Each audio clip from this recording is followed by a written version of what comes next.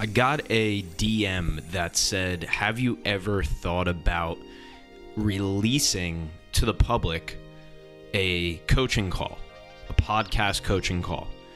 And I had thought about this before, but I've never actually done it. And if you're a founder or a coach or consultant or business owner, you can probably guess why. But today, we're doing it. So enjoy this live coaching call with me and Gabe. Okay, you need to outsource the editing, no doubt. You should not be editing. I mean, what's your hourly rate for like the regular job work that you do? I don't charge on hourly anymore, but I'd say it's at least 250 to 500 at least, right? I mean, if you had to. Way more than that. If I perfect. would like to count down, but in the same time, I'm like, I don't make direct money yet with it. How should I? Yeah, but it's part of the whole thing. See, that's I guess what's confusing is how much do you want to be a podcaster versus how much do you want to like have a business, you know, and like be a business owner, because you are promoting these other people, which is good. I get that, but that's taking away that post for the day that a prospect could see. And now they're just seeing some random person that isn't you. See what I'm saying? So like, it's just a trade-off. I'm not saying it's bad versus it's good, but I don't do any interviews unless it's my clients, right? But like, that's just what I do because I don't have time. I need to build a business. I don't have time to showcase these other people. Like, I don't have that real estate. I need that real estate. Like, I had a company paying me $250 per post to promote them, right? And they're an affiliate, and I use their CRM every day, and I still don't do it because I would rather take that post and have that time, that real estate to promote myself and my business, right? So what do you think about that in terms of like you being a podcaster versus the business? Yeah, that's a good point because you're not the first person that is telling me that. I had a coaching call with Dennis Jelin, who is it? The accidental solopreneur. Okay. Is What's his name? Dennis Gillian, I think it's pronounced. Okay. And he's really good at the business side of things. And he was like, why you post about the podcast if your goal is to exactly what you mentioned? And I was like, yeah, but in the same time, the reason why I'm still doing it is because that post, it's attracting other that I might be interested into being in the episode. And those, some of them are becoming clients after that. Yeah. So if I don't post at all about it, how the heck people should know that I have a podcast? And so, you know, like I don't know what precisely to do with that to still, and that's why I even move it. It wasn't on Thursday. I move it on a Saturday. So I don't take like the main week. Yeah. And as well, I'm still doing it. And plus, it gives me some breathing space. And I do it Saturday morning, the editing, when my girlfriend is not able to, because she's helping now with the editing side of things. But she's not always available for that. So I really need to find someone outside that is doing only that, the podcasting, and I can simply do the recording only. But getting back to the reasoning behind posting about the podcast, it's a continued debate. I don't know what to do, if I should, because I'm afraid that will kill the podcast if I don't do it. Well, yeah, you have to promote it. There's no doubt. But like, when I had my podcast, my interview podcast, it was like full passion project, right? But I had my team working on it, you know? And so it didn't really make sense when it's like, hey, aren't you supposed to like bring us more deals? Like, you're out here doing this hip hop podcast, you know? And I loved it. It was so much fun. Like, it was the best hobby ever. Like, it would take up all my nights and stuff, you know, but like, whatever. And so what happened was, you know, Kids Bop like stole the name of my podcast, and that's a whole story. But yeah, I just had to I just realized like yeah, like this sucks, but it's not that it's over forever. It's just that I have to align everything that I'm doing to the highest extent. Like I have to be able to say, "Hey, are you doing everything you could possibly be doing?" And it was like, "No, you're also spending 10 hours a week on this other thing that's only bringing you fulfillment but not financial, or it's like it's not helping your prospects, it's not helping your main audience, not helping your clients, so I just have to do that for myself. So that was like, it's hard to do, and that's not what I'm advising you to do.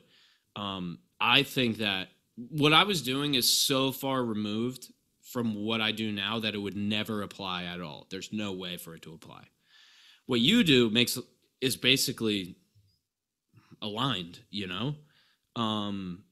it's just, I guess, deciding how much is it aligned, and then are there like more things, are there other things that we can remove or add that align it more, The thing that you mentioned in the episodes to literally interview just my ICP. That's it. And I thought about it today, and I talked with my girlfriend about it, and I was like, if I do only that, if I interview only my ICP, I might not have the chance to interview some really, really big thought leaders that will never be my clients. For example, like I interview Chris Do. And that was massive exposure because he posted on his YouTube channel. I got a lot of traffic to my personal website. And I was like, wow, holy shit, if I knew, I will just have updated, because I am a web person and I have a shitty personal website. My gibmarushka.com, if you check it. And I'm like, I might miss out on that yeah, because that gave me exposure. I think I actually got some leads from that, not to mention subscribers to the newsletter and so on. But maybe I should do just some exceptions, like yeah, but focusing like 90% on. it's an and, not an or. It's totally an and. That's why we do 3 different types, right? Like, I don't do a podcast for the downloads. Like, my best month of downloads is like 1,000, like my clients get way more downloads than I do. But that's not why I do it, right? So I think that's where we need to go with you, right? Because but it's not they're not mutually exclusive. You can interview Seth Godin and then also interview a prospect. Nobody's going to stop you, Um, yeah, I know what the problem is. The problem is that I'm a perfectionist, and I'm thinking, like I had the kind of prospects types in the podcast, and I was like, I should post this or I should not, because the episode was so freaking bad. Yeah. And then I have you and others that people like DM me and praise the episode, And and I was I'm a like, prospect too, so I count, in that. Yeah, but not a lot of like, it's so But I rare to see what find you're someone. saying. Yeah.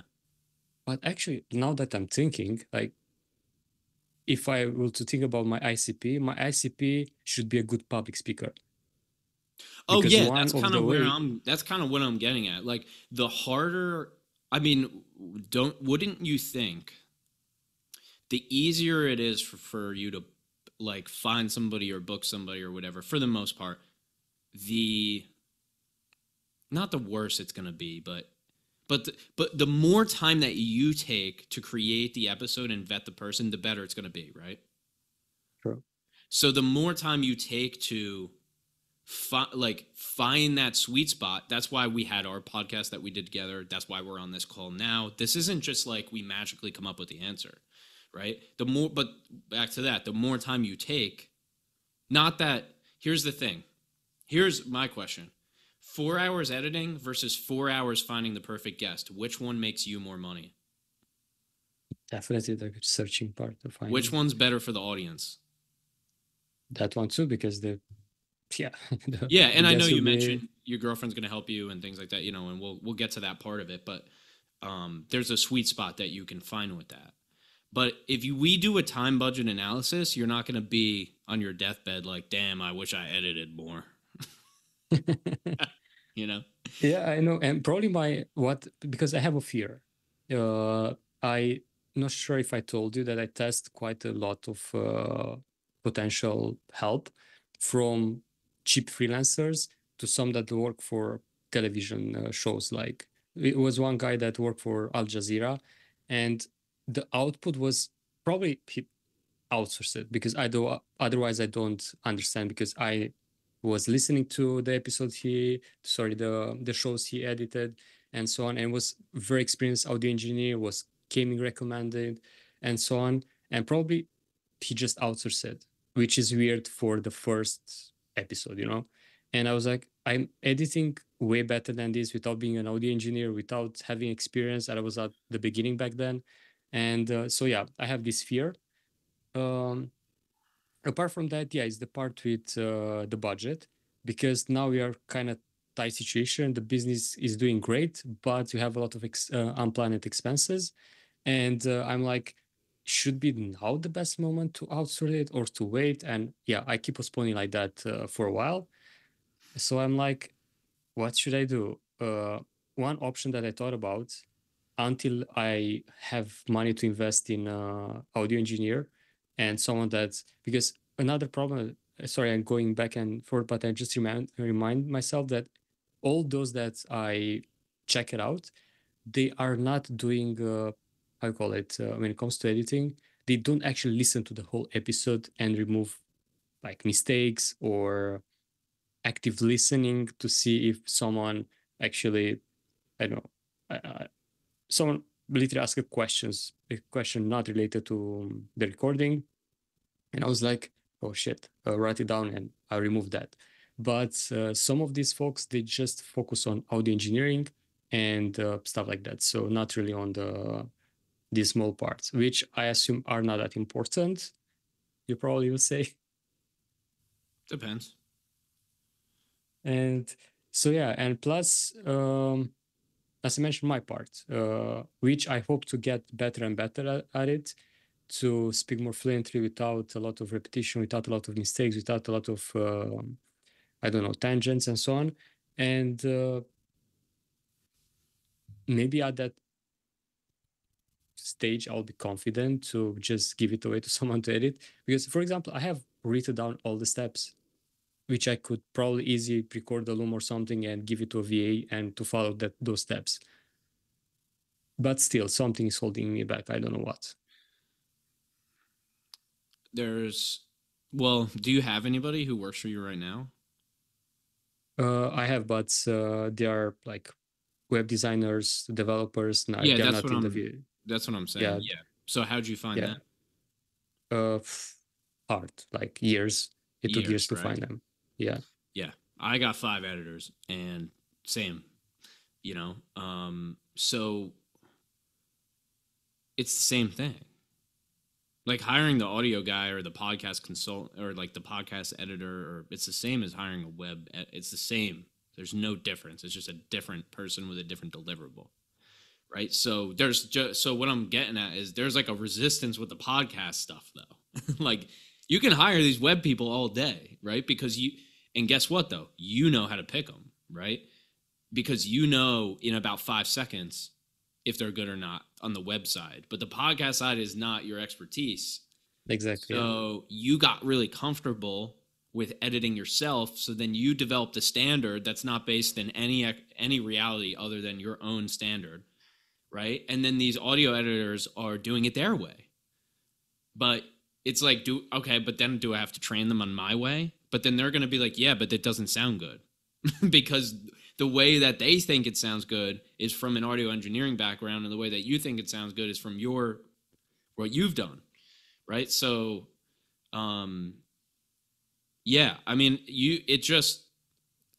yes, I'd say you got to outsource sooner rather than later. But the good thing is it doesn't cost that much. You just mentioned it takes a long time. Yeah, it takes a long time, but if you have a system to do it, then it's not about the time. It's just about finding the right person. Yeah, true. And yeah, you're absolutely right. I mentioned that in the episode as well, or after that, I don't remember. Um, yes, yeah, the way I hear things are, and I want to ask you that, like, how bad it is, like, how bad is the audio? I didn't have a problem. If I had a problem with audio, I would have remembered that there was a problem. So Okay. he, you're trying to optimize for 100 different devices on different one's on Chrome, one's on Safari, one's on Spotify, one's on Apple, one's on their web, one's on the phone. Like it, what I've found is when I hired my first audio engineer, I realized that I can only get as close. Like they'll never be me, right? Like you're trying to deal in subjectivity, which is I think this sounds good. I'll give you an example. I had a client, right, who said this doesn't sound good. I made a mistake. I tried to explain to him why it did sound good. Wrong move. He said, "Are you trying to tell me what sounds good to me and what doesn't?" And then I realized, I said, "You know what? You're right." I said, "Send me how you want us to do it." So my audio engineer could not even do it. I had to do it and send him the settings.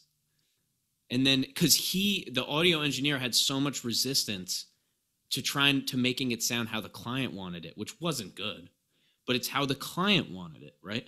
So in this case, you're the client. So I'm not saying you're my client, I'm saying you're the actual client. So a VA, you train them and they don't fucking know left from right.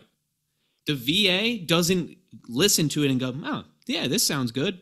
Nope. The VA goes, "Gabe, you told me to do it like this, so this is how I did it. I don't care how it sounds. You just told me how to do it. It could be completely inaudible, but you told me use this setting, then this setting, then this setting."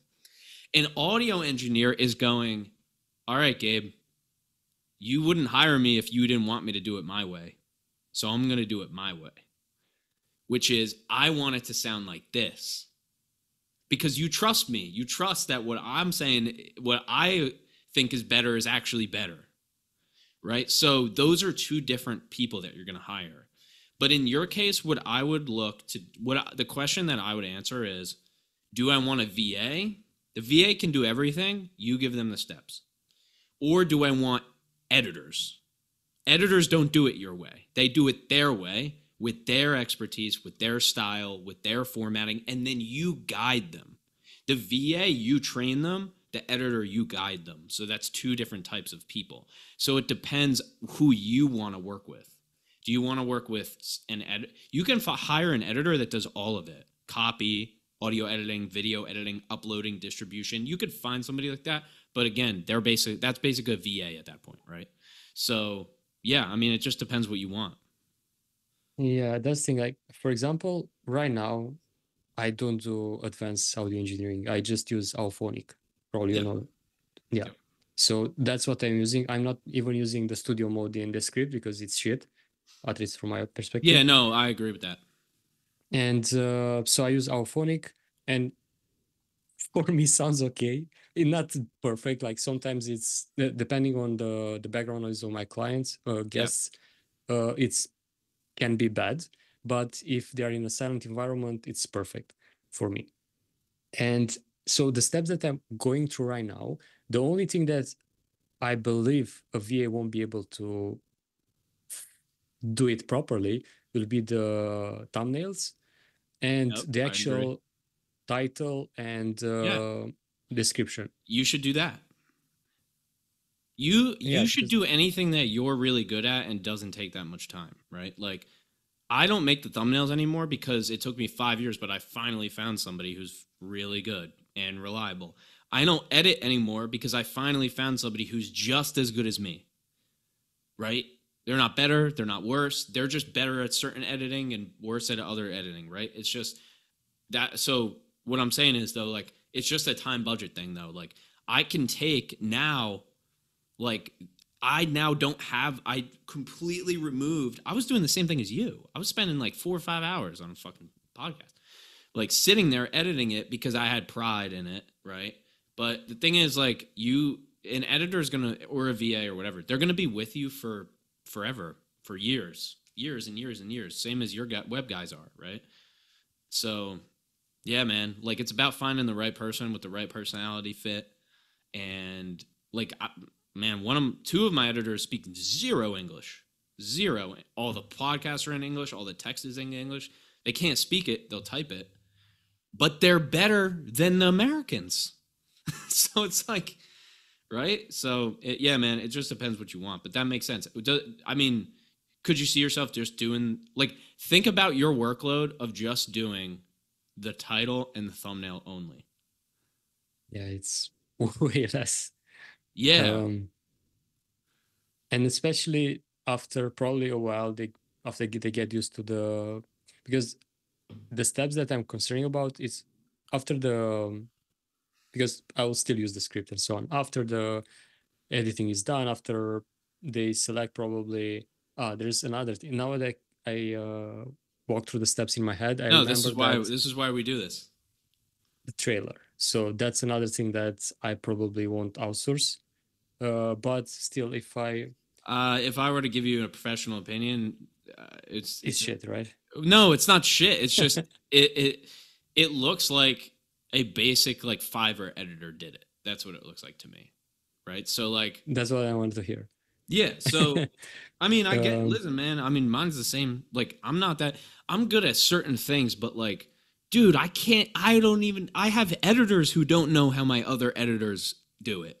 You know what I'm saying? Like, I got one editor who's like, I don't know how to make those lower thirds. Like, I don't know how he does that. You know, it's like, so, and for me to fucking know, if the other editor doesn't even know, then how am I even supposed to know? But the thing is, yeah, you can't get caught in, you're the only one that's thinking about it, right? Somebody that comes across the podcast, I mean, I'm going to skip the trailer, but like, that's me. I don't care about trailers. Like, I just go right to the episode, but I'm a podcast listener. Like, I consume the whole thing. Right. So there's an argument both ways for a trailer or no trailer, but anyway, that's a whole that's a good thing. It depends. We'd have to dive into YouTube really deep, and anyway, you know, but somebody can do the trailer better than you, who's like not that expensive, probably. I'm probably 100% sure of that. Speaking of data, I'm currently looking just at the YouTube analytics and the one that I get in Spotify. I host it on Spotify, and of course, it's limited. Yeah. I've stumbled upon Podcast Chaser, I think it's called. They send me an email because I apply, and they send me an email what exactly I want in terms of data, so they can make an offer. But I don't plan to pay on that. Do you know any free tools that give you some real data that is useful? Yeah, let me find this one that. Here we go. Where is it? Dude, it's insane. I have a vine, like a off topic, but see, I have like this plant. Uh-huh. I have the vine, and then I have a cactus, and these fruit flies are everywhere. They just came all today. They were not here before. So now I have to take the plants. I thought I was seeing something. No, dude, I have to take the plants out of the room. Like, it sucks. I literally can't have plants in the studio because of this. But it's very, I live in the basement. Like only half of my apartment is out in the, like, has a wall and you can walk outside. Wow. The other half is underground. So like, it's so humid. So the fruit flies are fucking, they're good. Anyway. All right, I'm going to find this. Let me see here. Can I do this? Let me see.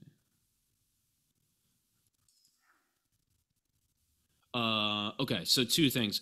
One of them is Listen Notes. Have you been on that one?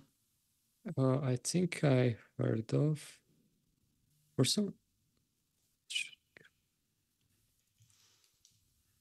Yeah, let me see if you're on there. It sounds familiar. Yeah, I know the logo. Let me see if I have an account. Yeah, you're on there.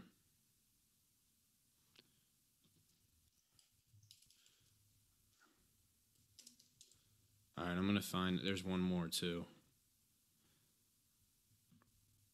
Okay, so the other one is Chartable. This is all it does. I'll show you what Chartable does. Listen notes is okay because you can get your global rank, which is like kind of cool to know, but it's not really that valuable information. But Chartable shows you your chart positions. So like I'm currently number 64 for marketing in Zimbabwe. You know what I'm saying? Like, here, let's see, Zimbabwe. Here I am, right there. And then my friend Brienne, actually I know her. She's my friend. She's 63. Actually, that's hilarious. I gotta screenshot that and send it to her. Yeah, Bermuda. This is one of our clients. I'm actually surprised they don't rank higher, but yeah, this shows you your global ranking. Chartable, it's free. They just email it to you every week, weekly update. Oh, nice. I wouldn't pay for anything. Here's the thing, man. I don't think that I do like looking at the YouTube data because Google gives you so much data. So like the retention is good. The impressions are really cool because you get to see how many people saw your thumbnail but just didn't click on it.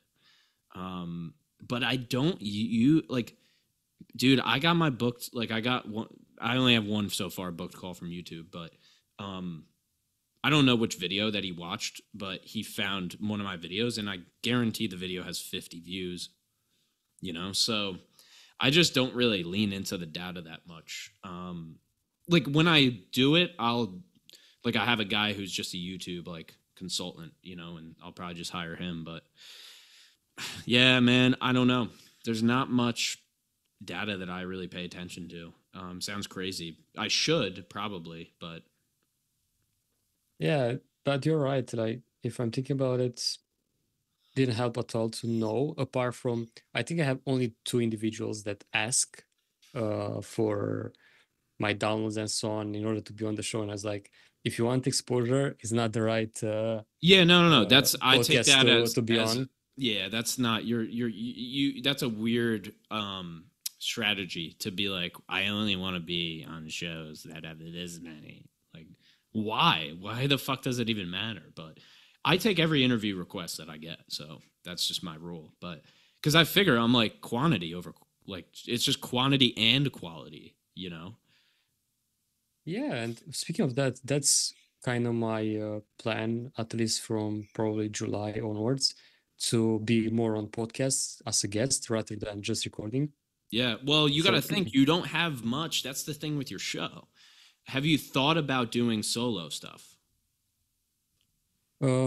Yeah, and one of the ways that because I bought this not just for the episode, I want to start creating videos, and one of the things that I want to do is to literally record a video version of the newsletter, because that would be easy. Once it's written, I just like use the transcript and so the written part, and but in terms of doing, I'll rather probably invest the time in creating videos for YouTube rather than doing an a solo episode.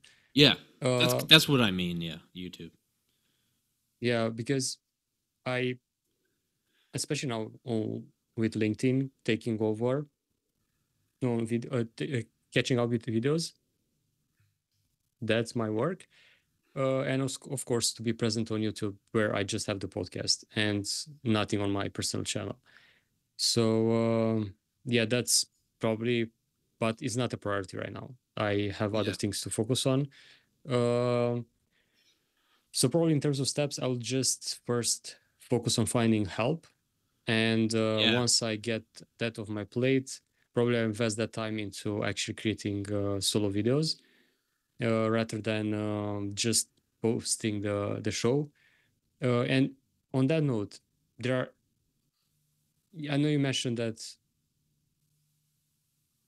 short suites, how called it, Opus Clip or without, better music. If I tried, but it was so bad. Like I was like, and I know I tried before, and this one was this weekend. I was like, was that shit? Like literally the output, I think were worse than the ones that the script select. So Opus, you're saying? Yeah, Opus Clip. Okay, yeah. okay. Opus, yeah.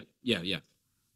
So I'm thinking like maybe can be a way to move away from LinkedIn when it comes to promoting the podcast and just put some random shorts on Instagram and TikTok and probably YouTube Yeah, Shorts. quality, man. It's context. The best thing that's why a lot of this stuff, like, dude, you have like a Chris Walker, right? Like, you know, biggest B2B marketer, like, except for Dave Gerhardt and a couple of those guys, right? Like, his shorts get 1,000 views, 2,000 views. Like, he doesn't even get shit that fucking pops off, right? Like, now Chris Do figured it out because he optimizes for YouTube, right? So Yeah. plus he's literally, I can't imagine how much time he's put into YouTube, probably like 5 to 10 years, right? But just my example is, or I say that to say, yeah, it's just if no content versus content, yeah, sure, have the Opus clips.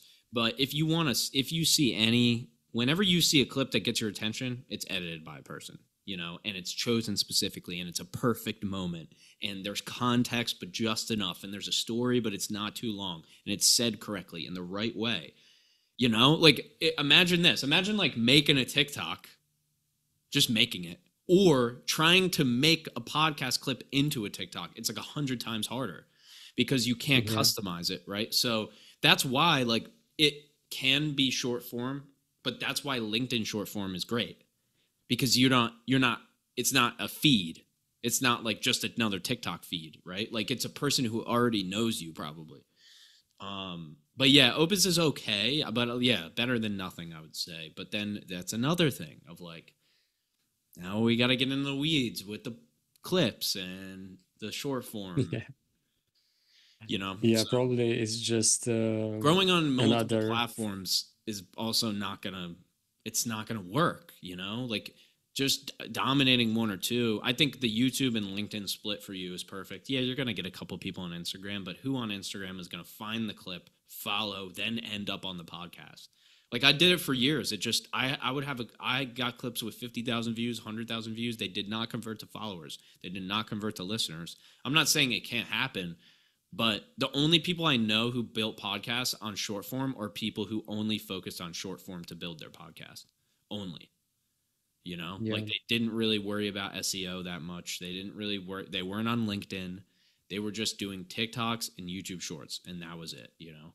And then they would spend 20 hours editing a fucking short, you know? It's just like, it's crazy, you know? And But speaking of yeah. SEO, I was thinking to, yeah, put it, literally build a website for it.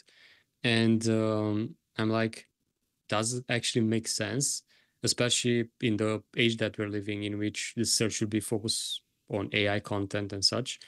Should I still build a website for the podcast at some point in the future, or does it make sense? I would just put it on, I mean, yeah, I mean, I guess I would just put it on your site, you know? I have a, not sure if you saw it. Let me quickly share my screen to see how I have it now.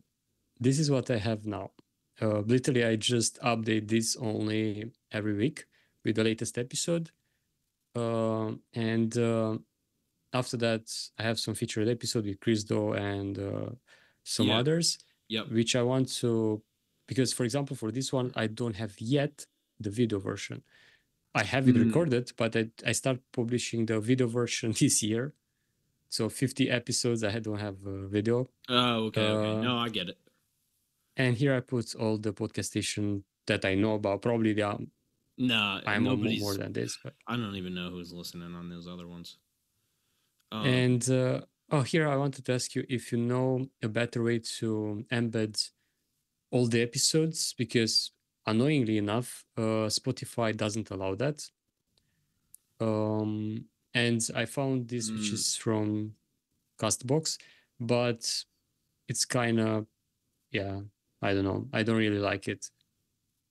yeah, you might have to change hosts just to embed in a different way. Um, Spotify is very limiting. Spotify doesn't even support their own API for podcast ads. Like, you can't use Spotify for podcasters if you use Spotify ad analytics. You can't even use their own platform to distribute your podcast if you use their ad analytics platform to distribute your ads on your podcast. So you need to use Megaphone. which it just makes no fucking sense. So Oh yeah, because Chris Doe is doing it. I'm sorry. Oh Jesus, I just see now. I look yellow on your end as well. no, I'm just white as a ghost. I mean, you do a little bit, but it's more so just because I'm so white. Yeah, but I'm not that tan. I don't know. It's just probably this lighting. It's just No, that's all good. Anyway. On the SEO side, I don't know much about it. But what I have heard from marketers is the way that we speak is actually optimized for SEO, probably better than trying to optimize for SEO. So that is the argument for adding the transcriptions and having each episode have its own page. But that just comes down to your SEO strategy and if you have one, you know. Because it is good. I mean, there's a lot in there in those transcriptions, right?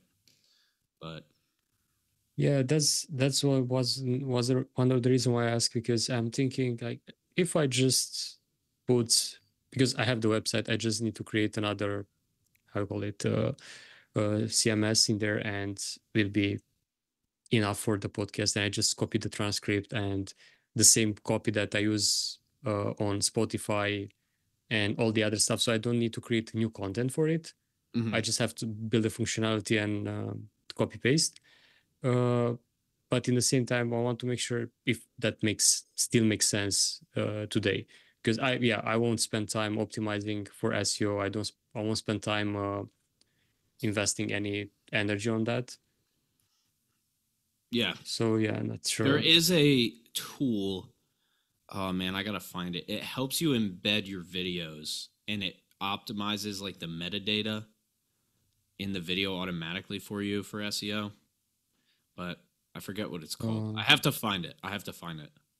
So on your website or on YouTube? On your website. It takes the YouTube video and helps. Well, if you embed a YouTube video for some reason that's not as good because you can't customize the metadata that's attached to it or something. Yeah, you need the schema data, and I think that in Webflow is quite easy. I know in WordPress it's easy. Not sure in Webflow. I need to check it out. But yeah, just uploading the full video will make sense because it'll be too huge. Yeah, I get that too. Yeah, that's more for like I guess YouTube videos rather than like a full podcast. Yeah. It does get big. Yeah, the web. I actually am partnering with this company called Numa. They're a pretty big website company. David Riggs is the guy who owns it. They're pretty big, man. But I'm collaborating with him. It starts with a P. It's PNEAUMA or something like that. Maybe you can send me the name because I don't. Yeah. I didn't get it. Yeah, let me see. So the main lighting is not holding 1 hour, as you probably could tell. I have a backup here. Oh, that's why you gotta test them out. But the others are holding nicely. So these guys are I mean, mostly an SEO focused website design agency. I'm pretty sure let me see here. Yeah, Webflow design. Yeah, it doesn't even have, I don't even think it has the prices. But yeah, I mean, I'm pretty sure they're like 20 to 100,000 for a website or something like that. They're a pretty big company. But anyway, I'm partnering with them because I don't know about the SEO side. So I'm like, you guys could come in and just do that because, and he said that he has clients who have a podcast who are using it for SEO. So I told him, I was like, all you have to do is tell me what I'm supposed to tell my clients to do to optimize it. And then you can come in and optimize it or, you know. So I'm trying to figure out that partnership because I can't learn all this shit, man. Like, yeah, it's so hard to do everything. It's just, yeah. And when it comes to, let me think, So yeah, I probably won't do that anyway. Um, and I think I want to test something else about when it comes to audio engineering, you do it manually, everything, or use specific tools, or I mean, I don't, yeah, everything manually, but that's what my editors do, you know. Like they use their own software that they like to use. Yeah, okay. if I was like really crazy about systems and optimization and automation, like I would just hire VAs, but I like having an audio engineer, you know. But that's Yeah, me. But especially for you. Yeah, it makes sense for your work. That, but yeah, yeah, in my yeah. case, I But think we train, yeah, we advise people to use the AI tools, you know. Um, for sure. But I would say like the thing is like,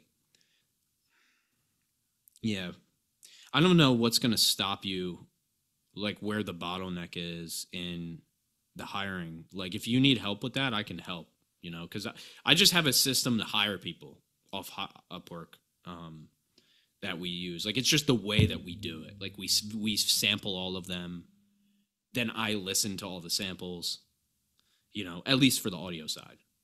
Because that's okay. really easy. It's very easy for me to tell which ones are good and not. Video is pretty similar. You just give them a sample. You have them do a certain sample. You give them, hey, this is what I want it to look like. And here's the raw footage. Go. And you see how close they can get, you know?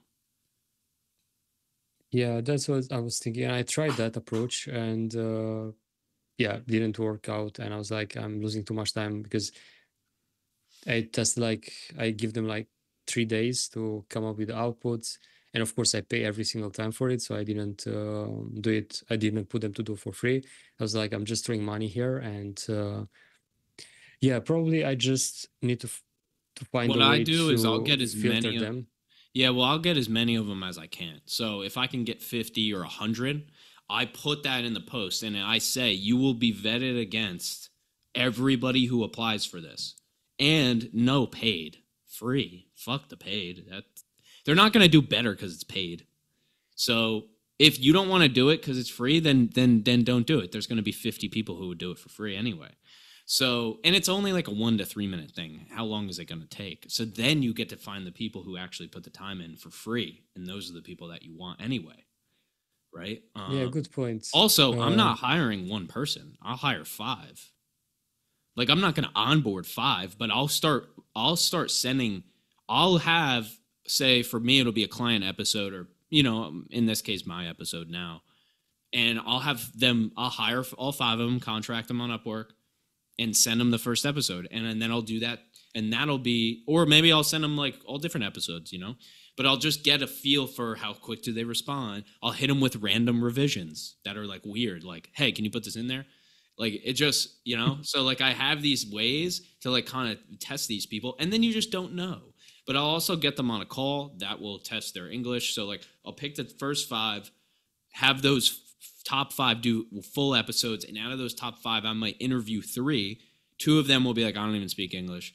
One of them might, and then you're like, okay, that one maybe, you know, and then you talk to, so it's just, there's a little bit of a process to it, but yeah, you can't stop at the first person or the second person or third person, you know, like this is hiring. I mean, all businesses take a chance. Like they spend so much time hiring and onboarding people, and then they could just quit, you know. So but what Yeah, I do is I try to make it as hard as possible for them. Like I try to make it annoying, so then they, like, I want them to take my annoying bullshit and just be like, yeah, whatever, all right, you know. Like if they start going, yeah, but that's not how it's supposed to sound, all right, you're already out, you know.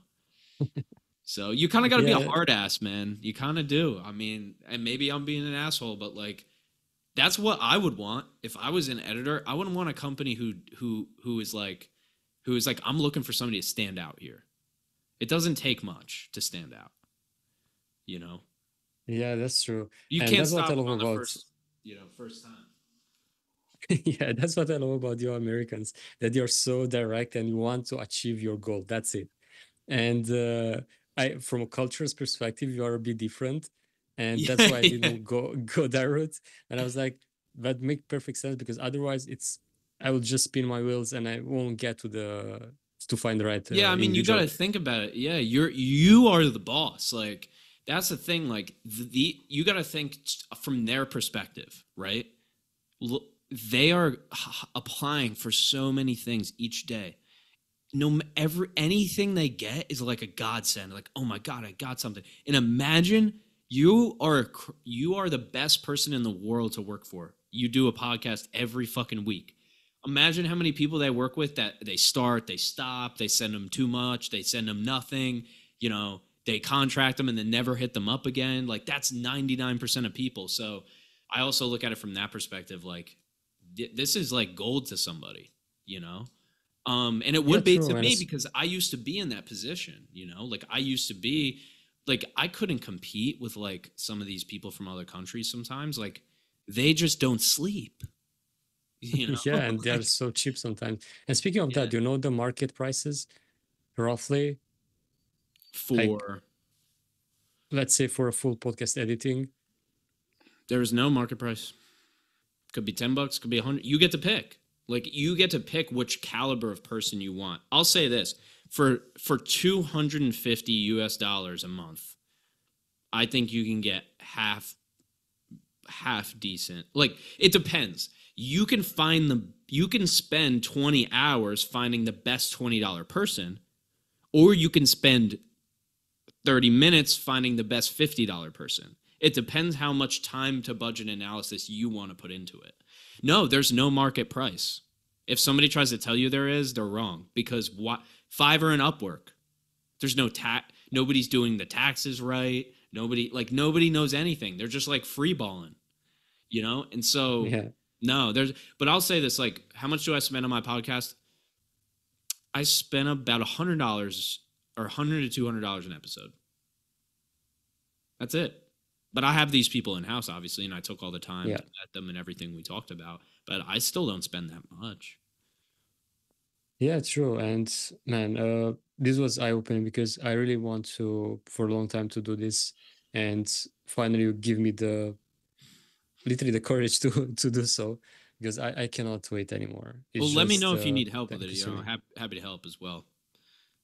Thank you. I'll let you know. I'll try first myself to not lose your time, but if I hopefully should find someone quite fast, because I'm actually needing a VA, because I used to have a VA and stopped working together, I think 1.5 years or something like that.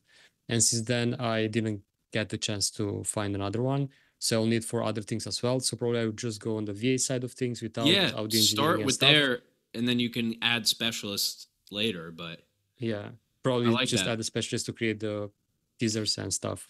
Yeah, because then you're dropping, like, it's not really that costly, Like, you should choose the stuff that means the most. And the stuff that means the most is like the clips. That's what most of your audience is going to see. So those should be the clips on LinkedIn, So maybe you do the clips, you choose the moments on the clips, you do the thumbnail and the titles. Those are the highest leverage stuff, Yeah, I'll focus on that. We're already off 1 hour, so I want to be mindful of your time. But just one question: if you have any questions regarding the process, because I understand that you focus now on the current leads and. I'm looking at the workshop, but I'm also I'm kind of interested in a challenge maybe too, but that's a lot of work. So I think I'm gonna go the workshop route. What I'm doing now, I'm still gonna do the lead magnet and the quiz eventually, but what I'm focusing on now is getting these sales processes in to have time limited stuff, because I've never had that. So that's what because I realized I'm like, okay, I don't really need all this extra stuff just yet, as long as I can do a time limited thing where it's like, hey, by this day the offer expires or whatever. So like, that's what I'm messing around with right now. So I'm still going to do that, still do a workshop. I'm not there yet, And here's another thing that you might try, literally capping the limit of the ones. Yeah, I've never done that either. Since I start doing that, but for real, like, I don't want to, I don't know, artificial. I have one spot left or something. Yep. And since I started doing that, I have waiting list. I didn't have to update the call to action. It's still the waiting list because I'm still constantly fully booked. And that brought me almost 1 lead a day through the website. And that's, I think, a good way to start. And also, I think, if you have any questions regarding the process, because I understand that you focus now on the current leads and a website that I usually don't promote it just probably once a week. And it's of course on my profile and so on. But since I changed it to that, like probably the fear of missing out, or I don't know, but almost one lead a week through the website Wow. without actively promoting it. And Yeah, because people are going on my site too. It's just nothing's happening. yeah, Okay. No, I'm gonna try take that. that advice, Just man. change the call to action. Just change the call to action to see if it has some effect. But of course, it's more nuanced to that, depending Yeah. as well how the page is structured and stuff. But yeah, probably my work. Okay. Yeah. And just put a Scarcity. close, yeah, short form to trial them, to vet them, to make sure they are a good fit or not. For example, I have a specific question in which I ask about the profit they are making. Yeah. And yeah, that's a good validator. Or you don't have to be that direct probably, but depending on your goal, you might use that as well. Okay. Yeah. Yeah. And then yeah, profit. Okay. Cool. No, that's good. But you can check Yeah, I'll look at your my site too. I'll see how you're doing it. yeah, that's what I know. But the digital finance one, the one on the profile, I actually put the sales page now on the homepage, but it's still with the waiting list because I had a small normal landing page, but I put directly the sales page to see if someone actually booked directly like that, and got totally so far. So that worked. The experiment Yeah. worked. So yeah, see if that changing just the call to action might work for you as well. Okay. No, I'll go ahead and do that. Yeah. All right. Good. I appreciate that. Question No for problem, my you. pleasure. Question for you. Think about this. Somebody. So I've been sending my podcast out because like I do it as a like if people aren't interested in the pricing or services, then I send them the podcast. So I had a guy and he was like, "Hey, I think it would be really cool. Like I like your client interviews, but I think it would be really cool if you released a coaching call to the public." So I'm not no pressure on you, but just think about it. I'll upload this to Drive and we can remove anything that you want to remove. So, but anyway, that's something to think about. I would probably post clips of it. Yeah, no problem. But if you want to take a look at it, you can review it first, obviously nothing that's like too specific or too crazy. I'll probably cut some of it out too. But I figured this call might be a good candidate for that. Cause like we just kind of helped each other out. So. Yeah, feel free to do so. And even love to provide some reviews or testimonials if you want. Okay. And yeah, anything that can help because it was really useful for me. And you know what? Maybe we'll do that. Maybe we'll create like almost an episode out of it and we can do like a custom intro and stuff like that. Yeah, even like that. And whichever helps and works for you, happy to do so. Okay, cool. All right. And yeah. So obviously, thank you so much. Oh yeah, man. Really helpful. And no, anytime, man. I appreciate your help too because like I said, I haven't like decided. I'm like where you're at. I'm like, should I try this again or should I do this or should I do that? But I'm going in the right direction right now. I created a custom time sensitive offer that I'm rolling out. Just cold emailing people this week, like stuff like that, and taking all my old leads and reviving them. Yeah, that's actually the best way to go about it because those are kind of warm, even that probably cooled themselves down. But still, yes. If you had already contact with them, it's the best. Oh yeah, way it's to a go foot. about it. It's a foot in the door. Yeah, and on that, what I wanted to say, just my brain stop working after 10 p.m. Yeah, dude, it's late. I don't even work this late. What I wanted to say. Anyway, probably I remember, but yeah, I'll remember. I'll share with you because it's all good, man. It's all good. I appreciate your help, and this was a good partnership. So we'll just keep it going, man. Absolutely. Thank you so much.